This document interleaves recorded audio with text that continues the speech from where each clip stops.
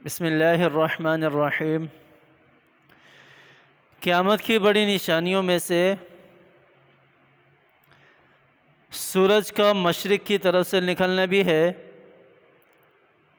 دجال کا نکلنا بھی ہے، اور یاجوج ماجوج کا آنا بھی ہے، اور حضرت امام مہدی کا نزول بھی ہے، اور حضرت عیسیٰ علیہ السلام کا نزول بھی ہے۔ یہ قیامت کی سب سے بڑی نشانیاں ہیں۔ اتنی بڑی نشانیاں ہیں کہ ایک روایت میں ہے کہ حضرت عیسیٰ علیہ السلام کا جب نزول ہوگا تو حضرت عیسیٰ علیہ السلام کے ساتھ اس وقت مسلمانوں کی 3 جماعتیں بن جائیں گی۔ حضرت امام مہدی کا بھی ظہور ہوگا تو حضرت امام مہدی جو ہیں وہ اعلان کریں گے جہاد کا، یہودیوں کے ساتھ لڑنے کا اعلان کریں گے۔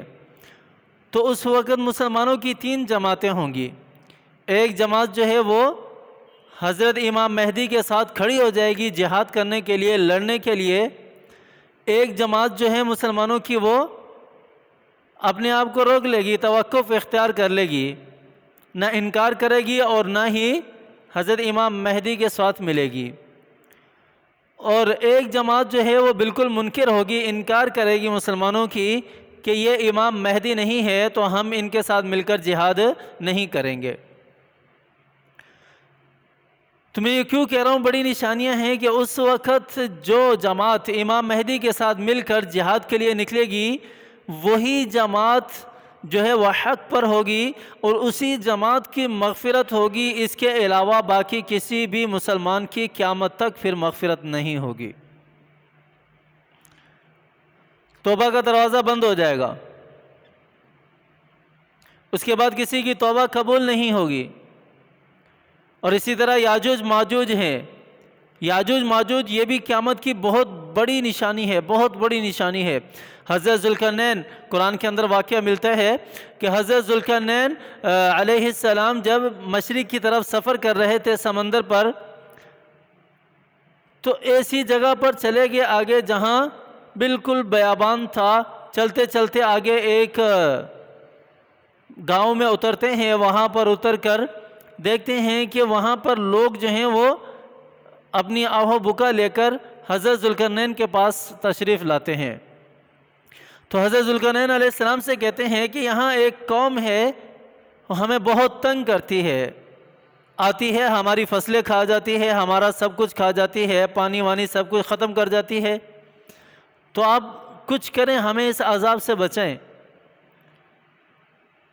تو حضرت ذوالقرنین علیہ السلام نے اس وقت کے جتنے بھی جنات وغیرہ تھے، جس قسم کی بھی جو بھی طاقت تھی، جتنا بھی پیتل وغیرہ تانبا وغیرہ تھا، سارا جمع کرایا اور کہا کہ ان کے درمیان میں دیوار بناؤ۔ تو سب نے مل کر وہ دیوار بنائی، اور ہماری سائنس آج ایڑی چوٹی کا زور لگائے ہوئے ہے کہ ہمیں وہ دیوار مل جائے، ہمیں وہ دیوار کہیں نہ کہیں نظر آ جائے اور ہم یاجوج ماجوج تک پہنچ جائیں۔ تو یاجوج ماجوج یہ تو قیامت کی نشانی ہے، یہ تو قیامت کی نشانی ہے، اور یہ قیامت کی نشانی قرب قیامت میں ہی ظاہر ہوگی۔ اس سے پہلے چاہے ہماری سائنس کہیں پر بھی پہنچ جائے، وہ یاجوج ماجوج کو تلاش نہیں کر سکتی۔ تو یاجوج ماجوج کے بارے میں ہے قیامت کی نشانیوں میں کہ جب قیامت میں یہ نکلیں گے تو یہ دیوار کو روزانہ چاٹتے ہیں، توڑتے ہیں، کوشش کرتے ہیں توڑنے کی۔ تو ساری رات ان کو اس عمل میں گزر جاتی ہے، تو جب صبح ہوتی ہے تو پھر کہتے ہیں کہ کل آ کر باقی کا حصہ توڑیں گے، تو وہ کل آنے تک دیوار دوبارہ اتنی کی اتنی ہی ہو جاتی ہے اللہ کی قدرت سے۔ تو وہ کل دوبارہ آ کر شروع کرتے ہیں۔ تو روایت میں اس طرح ملتا ہے کہ ایک وقت آئے گا کہ وہ جو یاجوج ماجوج کا بڑا سردار ہوگا وہ اپنے بیٹوں کا نام انشاءاللہ رکھے گا۔ تو جب وہ کام کر کے فارغ ہوں گے تو اپنے بیٹے کو کہے گا نام لے کر کہ انشاءاللہ کل آ کر اس کو ختم کریں گے۔ تو یہاں پر انشاءاللہ کی ایک طاقت، انشاءاللہ کی پاور بھی ہمیں پتہ چلتی ہے کہ اللہ تعالیٰ نے کتنی طاقت رکھی ہے، کتنی پاور رکھی ہے انشاءاللہ ورڈ کے اندر۔ تو وہ دوسرے دن آ کر دیکھتے ہیں تو دیوار وہیں ہوتی ہے، تو وہ توڑنا شروع کر دیتے ہیں، تو وہ پھر اس دن ٹوٹ جائے گی، وہ سارے کے سارے نکل آئیں گے اور اتنے بڑے ہوں گے، اتنے بڑے ہوں گے۔ روایات میں آتا ہے کہ ایک کان کو بچھائیں گے اور اس کے اوپر سو کر دوسرے کان کو اس کے اوپر اپنے اوپر لیں گے، کمبل کی طرح، جس طرح ہم کمبل اوڑھتے ہیں، اور اتنے بڑے ہوں گے کہ جس جگہ سے ایک لشکر ان کا گزرے گا، وہ اس جگہ سے وہ ساری کی ساری فصلیں تباہ کر دیں گے، ختم کر دیں گے، سارا کے سارے سمندر، سارے کے سارے دریا وہ پی جائیں گے، ختم کر دیں گے۔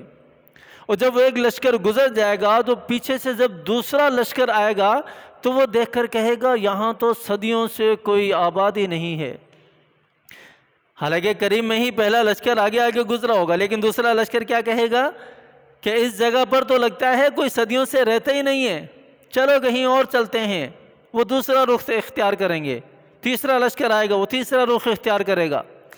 اس طرح سارے کے ساری دنیا کو وہ تباہ کر دیں گے، اور یہ بھی اسی وقت ہوگا جب مشرق سے آگ نکلے گی، جب مشرق سے آگ نکلے گی، اور یہ بھی قیامت کی بڑی نشانی ہے، قیامت کی بڑی نشانی ہے، جو لوگوں کو سب کو لے کر سب کو جمع کرے گی فلسطین کے اندر، جہاں آج ہمارا مسلمان پٹ رہا ہے۔ فلسطین کیا، آج تو مسلمان ہمارا ہر جگہ پر ظلم کا شکار ہوا پڑا ہے، چاہے وہ فلسطین ہو، چاہے وہ پاکستان ہو، چاہے وہ ہمارا افغانستان ہو، چاہے عراق ہو، چاہے بوسنیا ہو، چاہے وہ ہمارا جو ہے ابھی قریب میں ہی جہاں بت متوں نے جو ظلم و ستم کیا تھا، چاہے وہ علاقہ ہی کیوں نہ ہو، چاہے انڈیا ہی کیوں نہ ہو، ہمارا مسلمان تو ہر جگہ پر پٹ رہا ہے۔ تو مشرق سے آگ نکلے گی، جتنے بھی مسلمان ہوں گے، جتنے بھی انسان ہوں گے، ان کو مغرب کی طرف لے کر جائے گی، مسلمانوں کے لوگوں کے پیچھے لگے گی وہ آگ، اور لوگ بھاگیں گے، لوگ بھاگیں گے، لوگ بھاگیں گے، اپنے بچوں کو چھوڑ کر پھینک کر بھاگیں گے، اپنی جان بچائیں گے۔ سارا دن ان کو بھگائے گی، سارا دن بھگائے گی، ساری رات بھگائے گی، اور جب وہ تھک جائیں گے، تھک کر بالکل چکنا چور ہو کر بیٹھ جائیں گے، تو پھر آگ بھی رک جائے گی۔ لیکن جیسے ہی ان کی تھکاوٹ ختم ہوگی، اللہ تعالیٰ پھر آگ کو حکم دیں گے، وہ پھر ان کے پیچھے لگ جائے گی۔ تو اس طرح سارے لوگوں کو، سارے مسلمانوں کو وہ فلسطین میں جمع کرے گی، جو انبیاء کی سرزمین کہلاتی ہے، جو انبیاء کی سرزمین کہلاتی ہے۔ تو یہاں سے یاجوج ماجوج کا فتنہ بھی ہے، آگ کا فتنہ بھی ہے، ادھر سے دجال کا فتنہ بھی رونما ہوگا، یہ سارے قریب قریب ہیں۔ یاجوج ماجوج کے بارے میں آتا ہے کہ جب وہ حضرت عیسیٰ علیہ السلام سارے مسلمانوں کو، وہ ساری دنیا کو وہ تباہ کر دیں گے، سب کچھ کھا لیں گے، تو آخر میں وہ کوہ طور کے قریب جا کر پہنچیں گے، جہاں حضرت عیسیٰ علیہ السلام کے ساتھ چند مسلمان ہوں گے۔ چند سے مراد بہت ہی کم لوگ مسلمان حضرت عیسیٰ علیہ السلام کے ساتھ ہوں گے، جو کوہ طور پر پناہ لیے ہوئے ہوں گے۔ تو یہ یاجوج ماجوج یہ سارے کی ساری دنیا کی فصلوں کو، پانی کو، سب کچھ تباہ کر کے کوہ طور پر پہنچیں گے۔ تو کوہ طور پر چڑھنے کی ان کو اجازت نہیں ہوگی۔ جب وہاں پہنچیں گے یاجوج ماجوج، تو وہاں کھڑے ہو کر یہ اپنا جشن منائیں گے، اور جشن منانے کے بعد یہ اپنے تیر جو ہے وہ آسمان کی طرف اڑائیں گے، اور اللہ تعالیٰ اپنی قدرت سے آسمان سے ان کو تیر واپسی جو ہے وہ خون آلود لوٹائیں گے، اور وہ اور زیادہ خوش ہوں گے کہ زمین والوں کو بھی ہم نے ختم کر دیا، آسمان والوں کو بھی ہم نے ختم کر دیا۔ اس وقت پھر حضرت عیسیٰ علیہ السلام جو ہیں وہ دعا کریں گے اللہ تعالیٰ سے، یا اللہ اس عذاب سے ہماری نجات عطا فرما، یہ جو یاجوج ماجوج ہیں، آفت ہے، مصیبت ہے، اس سے ہمیں نجات عطا فرما۔ تو اللہ تعالیٰ حضرت عیسیٰ علیہ السلام کی دعا قبول فرمائیں گے، اور حضرت عیسیٰ علیہ السلام کی دعا مانگتے ہی وہ سارے کے سارے مر جائیں گے، سارے کے سارے مر جائیں گے۔ جب مر جائیں گے اتنے زیادہ ہوں گے کہ وہ ساری دنیا میں پھیل جائیں گے، ساری دنیا میں پھیل جائیں گے۔ تو جب وہ مر جائیں گے تو ان کے جسم سے 1 دن 2 دن 3 دن کے بعد بدبو آنا شروع ہوگی۔ پھر مسلمان حضرت عیسیٰ علیہ السلام سے کہیں گے کہ اللہ کے ہاں دعا کریں کہ بدبو پھیل رہی ہے، یہ یاجوج ماجوج جو ہیں کیا کریں، اتنے زیادہ ہیں، اتنوں کو ہم تو نہیں سائڈ پر کر سکتے۔ تو اللہ تعالیٰ ایک مخلوق کو بھیجیں گے، اور وہ مخلوق ایسی مخلوق ہوگی کہ اس سے پہلے اللہ تعالیٰ نے وہ مخلوق پیدا نہیں کی۔ اس مخلوق کو پیدا کیا ہے یا نہیں کیا واللہ عالم، لیکن اس سے پہلے وہ مخلوق نظر نہیں آئے گی، اللہ تعالیٰ نے مخلوق نہیں پیدا کی۔ اللہ تعالیٰ ایک مخلوق کو بھیجیں گے، اور وہ مخلوق ان یاجوج ماجوج کے جسموں کو اٹھا کر لے جائے گی، اور اس کے بعد بھی وہ دوبارہ مخلوق نظر نہیں آئے گی۔ تو جب یاجوج ماجوج کو لے جائیں گے وہاں سے تو زمین میں سے زمین کے اوپر جو ہے بہرحال ان کے اثرات تو پھر بھی ہوں گے۔ پھر حضرت عیسیٰ علیہ السلام اللہ کے حضور دعا کریں گے کہ یا اللہ اس زمین کے اوپر جو گندگی پڑی ہے اسے بھی صاف کر دے۔ پھر اللہ تعالیٰ بارش برسائیں گے، پھر اللہ تعالیٰ رحمت کی بارش برسائیں گے، ساری زمین کو پاک صاف کر دیں گے، دھو دیں گے، بالکل پاک صاف ہو جائے گی۔ اور اس کے بعد پھر مسلمان جو ہیں وہ 40 سال تک زندہ رہیں گے۔ اور اس 40 سال کا جو عرصہ ہے، یہ 40 سال کا جو عرصہ ہے، اس عرصے میں کوئی زکوٰۃ لینے والا نہیں ہوگا۔ اس عرصے میں زمین اپنے سارے کے سارے خزانے باہر نکال دے گی۔ زمین تو ابھی بھی اپنے خزانے نکال رہی ہے۔ اس سے ہم 1 صدی پیچھے چلے جائیں، جو بھی معدنیات زمین کے اندر ہیں وہ ہمیں کہاں ملتی ہیں؟ کہیں نہیں ملتی، کہیں بھی نہیں ملتی۔ یہ معدنیات زمین کی نکالنا تو یہ 1-1.5 صدی سے پیچھے سے شروع ہوا ہے۔ اس سے پہلے تو یہ چیز شروع ہی نہیں تھی۔ تو زمین اپنی ساری کی ساری معدنیات نکال کر باہر پھینک دے گی، کوئی لینے والا نہیں ہوگا، کوئی اٹھانے والا نہیں ہوگا۔ یہ 40 سال پہلے یہ سب کچھ رونما ہوگا، سب کچھ۔ یہ تو بہت بڑی بڑی نشانیاں ہیں۔ اس کے بعد تو میں نے کہا کہ توبہ کے دروازے بند ہو جائیں گے، توبہ کے دروازے بند ہو جائیں گے۔ اس کے بعد کسی کی توبہ قبول نہیں ہوگی۔ دجال کے بارے میں ہمارا مسلمان خوش ہوتا ہے کہ دجال جو ہے وہ مکہ اور مدینہ میں نہیں آئے گا۔ ہمارا مسلمان خوش ہوتا ہے کہ دجال جو ہے وہ مساجد میں نہیں آئے گا۔ آپ صلی اللہ علیہ وسلم کی حدیث ہے، جب صحابہ اکرام کا لشکر سمندر کے اندر راستہ بھٹک گیا تو ایک وادی جو تھی اس میں جا کر انہوں نے اپنی کشتی اتاری اور وہاں پڑاؤ ڈالا۔ تو روایات کے اندر ملتا ہے کہ وہاں صحابہ اکرام اتر کے گئے تو ایک آدمی کو دیکھا کہ وہ بالوں سے بھرا ہوا ہے، وہ پھر رہا ہے جانور ٹائپ۔ ظاہر سی بات ہے کوئی صفائی وفائی کا اہتمام نہیں تھا تو وہ آدمی جانور نما ہی لگے گا۔ تو وہ اس سے ملتے ہیں اور اس کو کہتے ہیں کہ یہاں کوئی رہتا ہے، تو وہ کوئی جواب نہیں دیتا۔ انہیں پکڑ کر وہ دجال کے پاس لے جاتا ہے۔ دیکھتے ہیں کہ ایک آدمی ہے، دو ہیکل جو ہے اس کی قامت ہے اور اس کو باندھا ہوا ہے سنگلوں کے ذریعے، زنجیروں کے ذریعے وہ پڑا ہوا ہے۔ تو وہ جب قریب جاتے ہیں صحابہ کرام تو ان سے ملتے ہیں تو وہ ان سے سوال پوچھتا ہے، یہ نہیں بلکہ وہ ان سے کہتے ہیں کہ آپ کون ہیں؟ تو وہ جواب نہیں دیتا، وہ آگے سے سوال کرتا ہے کہ مجھے بتائیں دنیا میں ایک شخص نے آنا تھا، محمد عربی نے، کیا وہ دنیا میں آ چکا ہے یا نہیں آیا؟ تو صحابہ کرام کہتے ہیں کہ ہاں وہ دنیا میں آ گیا ہے اور ہم اسی کے پیروکار ہیں، اسی کے امتی ہیں۔ تو وہ بہت زیادہ خوش ہوتا ہے، دجال بہت زیادہ خوش ہوتا ہے اور کہتا ہے کہ میری آزادی کے دن قریب آ گئے، میری آزادی کے دن قریب آ گئے، میری چھوٹ کے دن قریب آ گئے۔ اور اللہ تعالیٰ نے اتنی طاقت دی ہوگی دجال کو کہ دجال جب رونما ہوگا تو اپنے دائیں طرف وہ جہنم کو لے کر چل رہا ہوگا اور بائیں طرف جنت کو لے کر چل رہا ہوگا، اور لوگوں کو کہے گا کہ میں تمہارا خدا ہوں، اور ایک دفعہ مار کر دوبارہ زندہ کرنے کی اس کے پاس طاقت ہوگی۔ تو وہ مارے گا، زندہ کرے گا، بولے گا دیکھو میں نے تمہیں مار دیا، میں نے تمہیں زندہ کیا، میں تمہارا خدا ہوں۔ اور جو ہمارے جیسے جن کی زبان پر ہمیشہ جھوٹ رہتا ہے، جو ہمیشہ بے حیائی کی دلدل میں دھسے ہوئے ہیں، جو ہمیشہ بے حیائی کی محفلوں کے اندر بیٹھتے ہیں، جنہیں نہ اللہ کا پتہ ہے، نہ قرآن کا پتہ ہے، جنہیں نہ نماز کا پتہ ہے، نہ روزے کا پتہ ہے، جنہیں نہ دین کا پتہ ہے، نہ اللہ کے رسول کا پتہ ہے، کسی قسم کا پتہ نہیں ہے، زبان پر 24 گھنٹے جھوٹ ہے۔ جھوٹ کے بارے میں اللہ تعالیٰ نے بڑی سخت وعید نازل فرمائی ہے۔ جھوٹ کے بارے میں اللہ تعالیٰ نے بڑی سخت وعید نازل فرمائی ہیں۔ اللہ تعالیٰ قرآن پاک کے اندر ارشاد فرماتے ہیں ان اللہ لا یہدی من ہوا کاذب کفار، کہ میں ایسے شخص کو کبھی بھی ہدایت نہیں دوں گا جو جھوٹ بولنے والا ہو۔ 29ویں سپارے کی آخری سورت میں اللہ تعالیٰ نے ہر آیت کے بعد ویل یومئذ للمکذبین کا لفظ استعمال کیا ہے۔ یہ آیت ہے کہ ویل ہلاکت ہے ہر ایسے شخص کے لیے جو جھوٹ بولنے والا ہے، جس کی زبان جھوٹ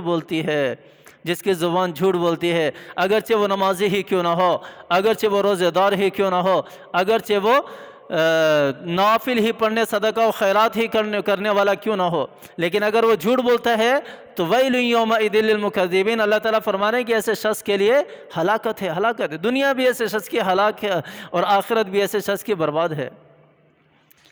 اور پھر اللہ تعالیٰ کہہ رہے ہیں کہ ایسا شخص شیطان کا اعلی کار ہے، شیطان کا اعلی کار۔ هل انبئکم علی من تنزل الشیاطین، کیا میں تمہیں خبردار نہ کروں کہ شیاطین جو ہیں وہ کیسے لوگوں کے اوپر حملہ آور ہوتے ہیں، شیاطین کا اعلی کار کون سے لوگ بنتے ہیں، کیا میں تمہیں خبردار نہ کروں؟ تنزل علی کل افاک اثیم، اللہ تعالیٰ فرما رہے ہیں کہ شیاطین کا ہر ایسا شخص اعلی کار بن جاتا ہے جو جھوٹ بولنے والا ہے،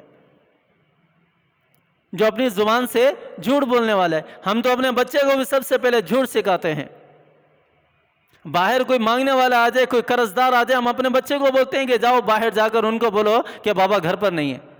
ہم اپنے بچوں کو سب سے پہلی تعلیم جھوٹ کی دے رہے ہیں، حالانکہ میرے نبی کا فرمان ہے کہ میری امت آپ صلی اللہ علیہ وسلم فرما رہے ہیں کہ میری جس طرح ہم کہتے ہیں کہ میرا بیٹا ہے، یہ میری کار ہے، یہ میرا بنگلہ ہے، یہ میرا بینک بیلنس ہے، یہ میری شہرت ہے، آپ صلی اللہ علیہ وسلم فرما رہے ہیں کہ میری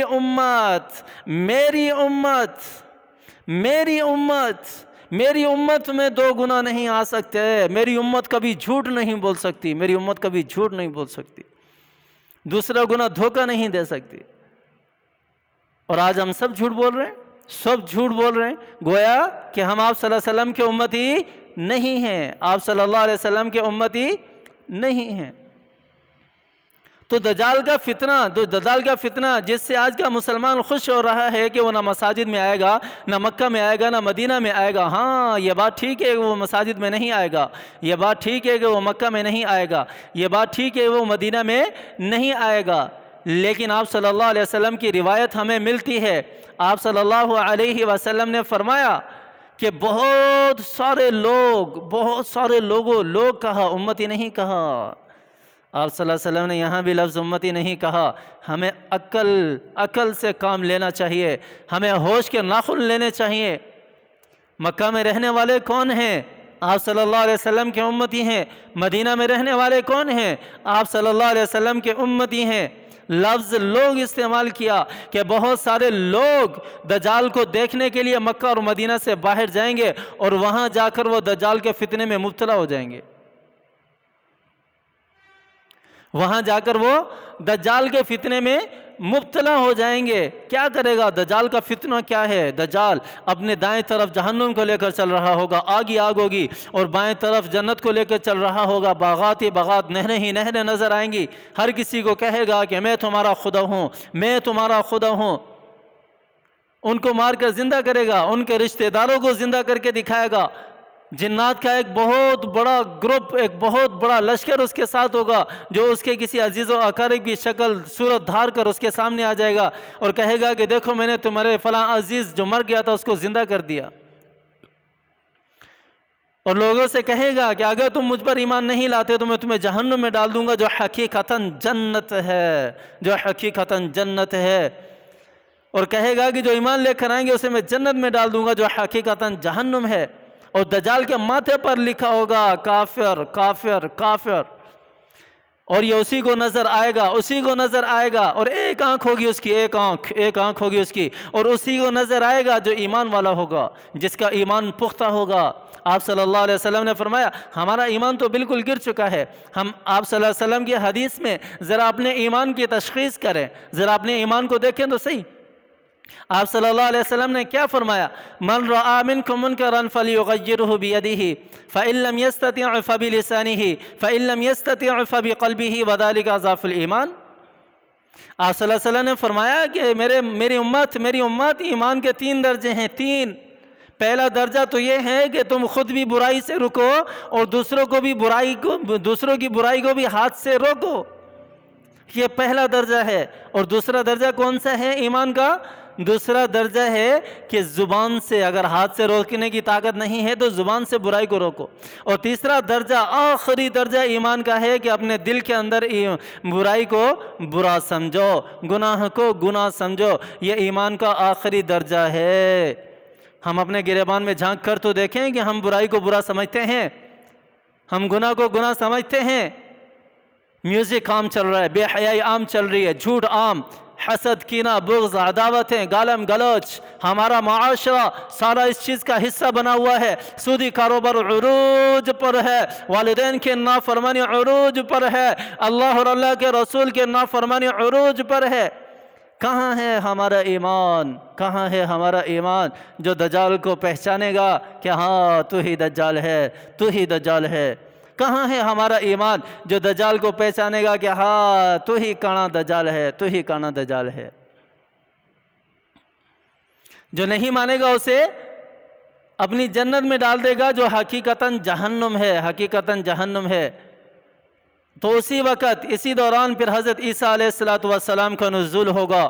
حضرت عیسیٰ علیہ السلام مسجد اقصیٰ، بعض روایات کے اندر مسجد اقصیٰ کے ممبر پر، اور بعض روایات میں مسجد نبوی کے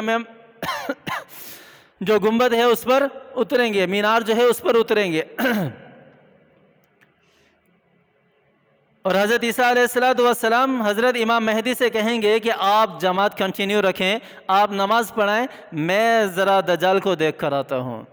اور جیسے ہی پتہ چلے گا نا دجال کو کہ حضرت عیسیٰ علیہ السلام میرے پیچھے لگ چکے ہیں، وہ بھاگے گا، چھپے گا، بھاگے گا، چھپے گا، بھاگے گا، چھپے گا، بھاگے گا، چھپے گا۔ آخر حضرت عیسیٰ علیہ السلام اسے پکڑ لیں گے اور اسے ہلاک کر دیں گے، ختم کر دیں گے، دجال کا فتنہ بھی ختم ہو جائے گا۔